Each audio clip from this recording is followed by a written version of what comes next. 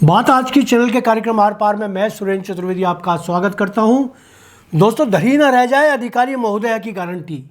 राम सेतु का मालिक राम नहीं, जिला प्रशासन है। खुल तो गया है, पर कब तक खुला रहेगा यह जर्जर पुल? किस तरह प्रशासन में एक बड़ा अधिकारी दूसरे अधिकारी की सामाजिक बलि चढ़ा देता है, यह बात हमेशा देखने लायक होती है। छोटा अधिकारी न चाहते हुए भी मन मसोस कर वह कर देता है जो वो करना ही नहीं चाहता। इस बात को आगे बढ़ाते हुए मैं आपको बताना चाहूँगा कि अजमेर का राम सेतु उर्फ एलिवेटेड रोड उर्फ जर्जर आवागमन ढांचा अब फिर से जनता के आने जाने के लिए खोल दिया गया है। विगत दिनों इसे अदालत के विद्वान न्यायाधीश ने आदेश देकर बंद करवा दिया था। 2-4 दिन में ही जिला प्रशासन, जनता और राजनेताओं के पेट का पानी विभिन्न रास्तों से बाहर आ गया। पुल जो कल तक इतना कमज़ोर था कि उसके लिए कहा जा रहा था कि वह कभी भी धराशायी हो जाएगा, अब इतना मजबूत हो गया है कि वह एक मैम साहिबा ने उसके कुछ नहीं बिगड़ने की गारंटी दे दी है। जी हाँ, अदालत में बाकायदा एक शपथ पत्र देकर पुल के मजबूत होने की बात कही गई है। उनके शपथ पत्र पर विद्वान न्यायाधीश ने भरोसा भी कर लिया है। जिस भगवान राम ने शिव जी का धनुष तोड़ दिया था, उसके पुल को तोड़े जाने का तो कोई सवाल ही नहीं उठता। ऐसा मानना भले ही भगवान राम का ना हो, मेरा ना हो, मगर हमारी इज्जत मुआफ अधिकारी चारू मित्तल जी का है।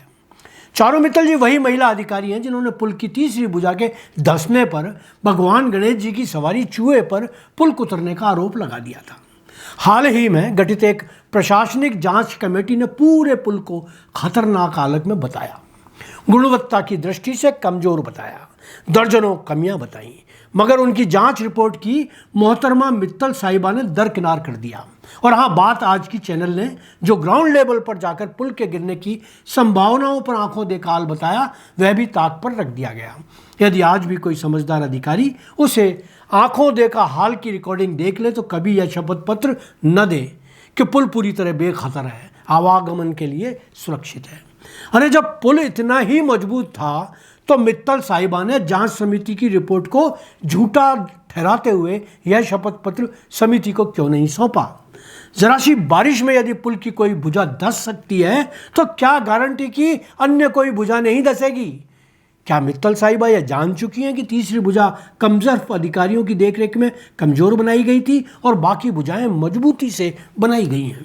हमने पुल का जिस आधार पर पोस्टमार्टम किया और 3 साल पहले लिखा कि पुल हर हाल में धंसेगा, क्या उसका कोई जवाब मित्तल साहिबा के पास है?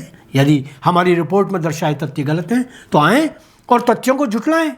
हम भी तो देखें कि उनके आत्मविश्वास के पीछे कैसी मजबूती है। यहाँ एक बात और पूछना चाहूँगा कि जब ये एलिवेटेड रोड पूरी तरह सुरक्षित है तो माननीय जिला कलेक्टर महोदय ने MNIT से जांच करवाए जाने की बात क्यों कही है? क्या उनको मित्तल साहिबा के शपथ पत्र पर यकीन नहीं? क्यों स्थानीय स्तर पर गठित जांच समिति ने इस पुल की जांच योग्य अनुभवी लोगों से करवाए जाने की बात कही? मित्रों, दरअसल बात यह है कि शपथ पत्र किसी की इच्छा से नहीं दिया गया, बल्कि उच्चाधिकारियों के दबाव में दिया गया है। इसके पीछे सियासती दबाव का भी हाथ हो सकता है। जरा सोचिए कि कोई भी समझदार अधिकारी इस बात की गारंटी कैसे ले सकता है कि पुल नहीं गिरेगा, वह आवाजाही के लिए पूरी तरह सुरक्षित है। राम जी न करें, मगर यदि आवाजाही के समय कोई दर्दनाक हादसा हो जाए तो दी गई गारंटी कहाँ जाएगी? गारंटी तो फिर वहीं जाएगी जिसके लिए राजस्थान में एक कहावत मशहूर है।